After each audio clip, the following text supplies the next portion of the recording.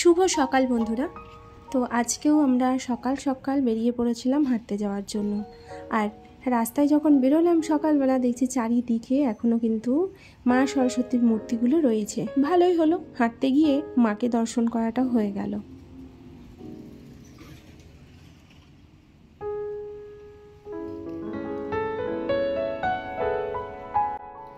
নমস্কার বন্ধুরা, ঐত্রিশ লাইফস্টাইল চ্যানেলের নতুন আরও একটি ভিডিওতে তোমাদের আবারও একবার জানাই সুস্বাগতম। সকালে ঘুম থেকে ওঠার অভ্যেস হয়েছে, কাজ তো খুব তাড়াতাড়ি হয়ে যায় প্রত্যেক দিনই, কিন্তু তারপরে দুপুর থেকে সময়টা আর মানে সময় কাটতেই যায় না। তো এসেই একদম এসে রান্নাটাই বসিয়ে দিয়েছি। আসার সময় না একটু বোথর শাক নিয়ে এসেছিলাম, তো সেই শাকটাকে কেটে আগে শাকটা রান্না বসিয়ে দিয়েছি। আর এদিকে দেখতে পেলে মাছে নুন হলুদ মাখানো হয়ে গেছে, আর একদিকে চাটা বসিয়ে দিয়েছি আদা আর তেজপাতা দিয়ে। সকাল সকাল একটু আদা তেজপাতা বা তুলসী পাতা দিয়ে চাটা খেতে কিন্তু খুব একটা মন্দ লাগে না। তোমাদের দাদাভাই অফিসে বেরোবে মোটামুটি ওই 8:30টার মধ্যে। তো তার আগে আজকে বেশি কিছু রান্না করব না, দুজনের জন্য ওই শাক মাছ বা ওই দুটো একটা রান্না হলেই কিন্তু খাওয়াটা হয়ে যায়। তাই সকাল সকালই রান্নাঘরে এসে রান্নাটা বসিয়ে দিয়েছি। শাকটা প্রায় হয়ে এসেছে। আর ব্রতের শাক সেদ্ধ হতে খুব একটা সময় লাগে না, আর এই শাকটা খেতে দুর্দান্ত লাগে। আমার তো ভীষণ ভালো লাগে, মানে বলতে পারো অল টাইম ফেভারিট একটা শাক। তো ওইদিকে শাকটা বসিয়েছি, আর ওইদিকে আমার চায়ের জলটা ফুটছে। আদা দিয়ে তেজপাতা দিয়ে চা করলে বেশ কিছুক্ষণ ফুটিয়ে নিলে তাহলে কিন্তু আদার টেস্টটাও বেশ ভালো আসে।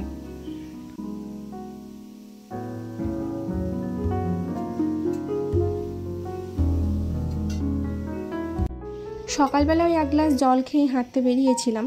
তো এসেই চাটা যেহেতু হয়ে গেছে, তো এবার চাটা ছেঁকে নিচ্ছি। একটু সময় নিয়ে চাটা না খেলে একদমই ভালো লাগে না। তো যাই হোক, চাটা খেয়ে আসার সময় থাকবে না, একদম রান্নাটা বসিয়ে দিতে হবে।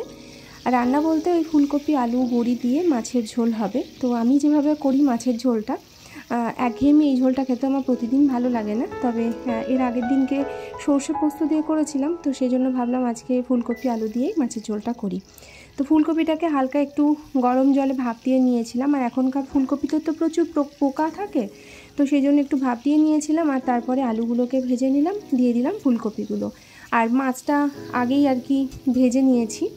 আর এদিকে মশলা বলতে আদা আছে, জিরে আছে, কাঁচা লঙ্কা, টমেটো আর শুকনো লঙ্কা দিয়েছি একটা। মশলার পেস্টটা এবার ওই একসঙ্গে ওই কড়াইয়ের মধ্যে, আর আলাদা করে তুলে রাখি না, তাড়াহুড়োর রান্না যখন হয় তখন ওর মধ্যেই তখন মশলাটা আর কি দিয়ে বেশ ভালো মতো করে এবার এটাকে কষিয়ে নিতে হবে। আর তারপরে পরিমাণ মতো নুন হলুদ, অল্প একটু চিনি, শুকনো লঙ্কার গুঁড়ো ব্যবহার করলে যারা করে, আমি দিই না, কোনো কালারও দিই না, নর্মালি ঝোল যেহেতু তাই। আর বড়িটাকেও আগে ভেজে তুলে নিয়েছিলাম। তো এবার দেখো জলটা দিয়েছি, ঝোলটা ফুটছে, এই সময় বড়িটাকে আমি দিয়ে দিলাম। আর এরপরে একে একে ভাজা যে মাছগুলো ছিল মাছগুলো দিয়ে এটাকে ঢেকে দেবো। মানে খুব তাড়াতাড়ি রান্নাও হয়ে যায়। আর গরম গরম এরকম মাছের ঝোল পেলে আর আলাদা করে ভাত খাওয়ার জন্য অন্য কিছু আর লাগেই না। এদিকে তোমাদের দাদাভাই রেডি হয়ে গেছে, তার অফিসের লাঞ্চ বক্সটা রেডি করতে হবে। তো এদিকে স্যালাডটা রেডি করে নিলাম ঝট করে। আর শাকটা হয়ে গেছিলো, তো শাকটাগুলো তুলে নিচ্ছি। মাছের ঝোলটা গরম আছে, তো মাছের ঝোলটাকেও একটা কন্টেনারের মধ্যে তুলে একটু ঠান্ডা হতে দিব। সঙ্গে সঙ্গে গরমটা দিলে না মানে কি বলবো, কৌটোর ঢাকনাটা ঠিকমতো লাগতেও চায় না। তো শাকটা হয়ে গেছে, স্যালাডটা দিলাম, জানি না কখন খাবে। আমি বলেছি স্যালাডটা যতটা তাড়াতাড়ি সম্ভব মানে অফিসে পৌঁছে সকালের দিকে খেয়ে নিতে। এবার যদি সকালে না খায় তাহলে বিকেলের দিকে খেয়ে নেবে। আর এই দেখো মাছের ঝোলও আমার কিন্তু তোলা হয়ে গেছে। তো ভাত তো নিয়ে যায় না, অফিসে গিয়েই চালটা নিয়ে যায়, ভাতটা ফুটিয়ে নেয়। আর আমি এদিকে আমার নিজের জন্য ভাতটা বসিয়ে দিলাম, কারণ পরে ওই স্নান টান করে পুজো টুজো দিয়ে উঠে না তখন আর ইচ্ছে করে না যে ভাত বসায়, ভাত করে তারপরে আবার খেয়ে টেয়ে তখন ওটা একদমই ভালো লাগে না। তো সেই জন্য ভাত বসিয়ে দিয়ে চলে এসেছিলাম ব্যালকানিতে, কারণ তোমাদের দাদাভাই অফিসে বেরোচ্ছে। তো রাস্তার সামনে থেকে বাস ধরবে, তো অফিসে বেরিয়ে গেল। আর আমিও ঝটপট একদম পুরো সমস্ত কাজ কমপ্লিট করে স্নান টান সেরে একদম চলে এসেছিলাম ঠাকুর ঘরে। 9:45 মতো বাজে। তো এখন স্নান পুজো সব কমপ্লিট হয়ে গেছে, আর এবার খেতে বসবো, কারণ একটু বেরোতে হবে আমাকে, সেই জন্যই। তো রান্না কি হয়েছে তোমাদেরকে তো দেখিয়েছি, আলাদা করে আর দেখানোর কিছু নেই। তো চলো আগে খাওয়া দাওয়া সেরে নিই, তারপরে বেরিয়ে তখন আবার কথা হবে।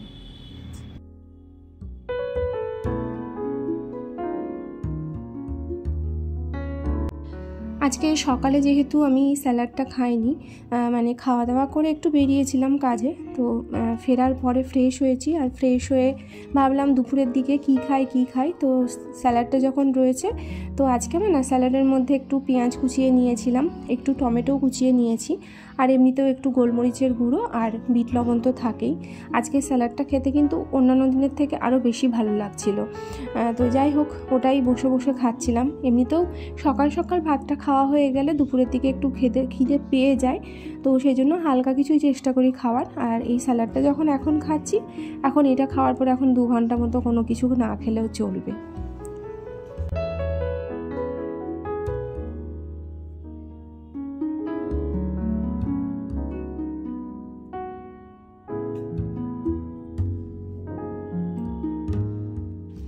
কয়েকদিন থেকে রাত্রে হয় রুটি না হলে ভাত, এটাই খাওয়া হচ্ছিল।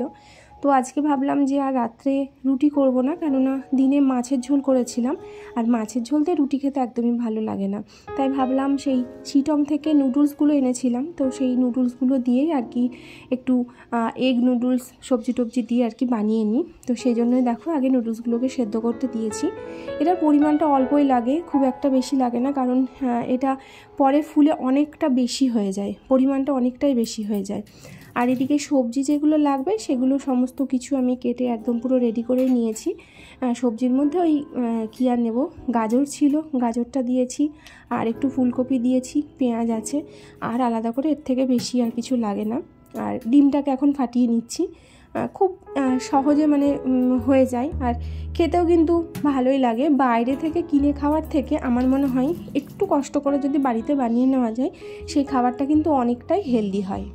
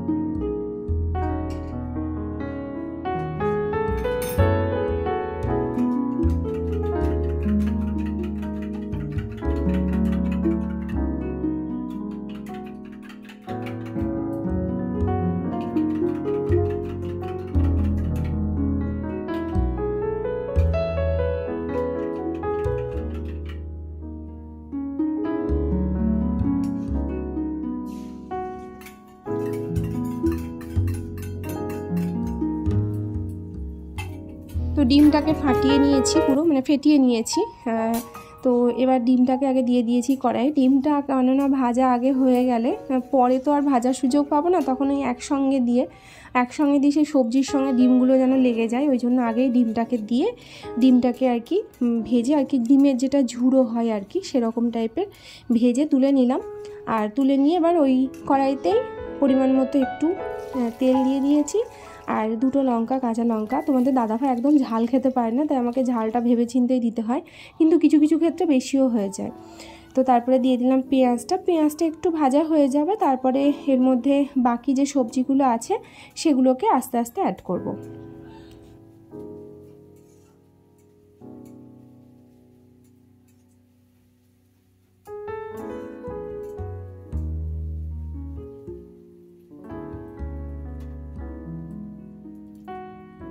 তো দেখো পেঁয়াজের কালারটা অনেকটাই চেঞ্জ হয়ে গেছে, ভাজাটা হয়ে গেছে বেশ কিছুক্ষণ। আর এরপরে একে একে গাজর, ক্যাপসিকাম, তারপরে ফুলকপি যেগুলো যা ছিল সব দিয়ে দিলাম, অল্প একটু লবণ দিয়েছি, দিয়ে এটাকে ঢাকা দিয়ে দিলাম। একদিন ধরে নিরামিষ তো চললো খাওয়া দাওয়া, তো ওই জন্যই আজকে দেখেই বুঝতে পেরেছো যে আজকে কি বানাচ্ছি এখন রাত্রের খাবারে। হয়ে এসেছে, আর একটু কিছুক্ষণের অপেক্ষা। প্রতিদিন একঘেয়েমি খেতে ভালো লাগে না, রুটি তরকারি ভালো লাগে না। তো দিনে মাছ করেছিলাম, মাছ থেকে গেছে, থাক ওটা আগামী দিন হয়ে যাবে। রাত্রে আজকে ইচ্ছে করছিল একটু বাইরের খাবার, কিন্তু বাইরের খাবার খাওয়ার থেকে আমার মনে হয় বাড়িতে বানিয়ে খাওয়াটা বেশি হেলদি। তো সেই জন্যই এখন বানাচ্ছি নুডলস, এগ নুডলস। সবজিগুলো ভাজা মোটামুটি হয়ে গেছে, তো এবার নুডলসটা অ্যাড করব।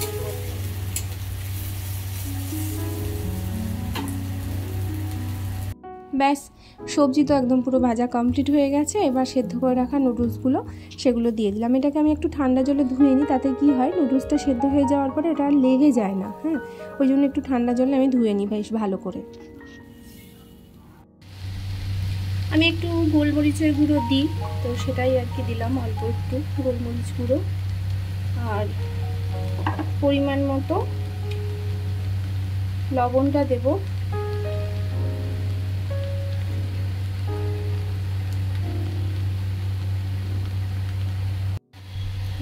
এর মধ্যে অল্প একটু ভিনিগার দেব, মানে যেমন আর কি রেস্টুরেন্টে করে, হালকা একটু ভিনিগার, ভালো লাগে ভিনিগারের ফ্লেভারটা।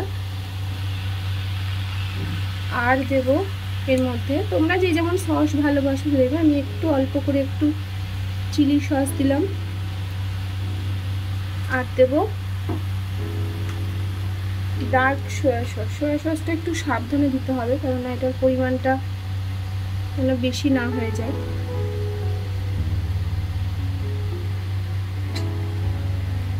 এগুলোকে মিক্স করে নিতে হবে।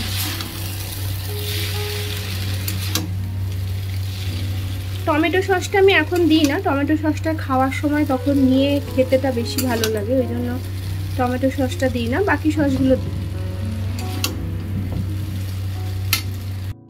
আজকে রাত্রের খাবারটা কিন্তু আমাদের এই নুডলস দিয়েই সারলাম।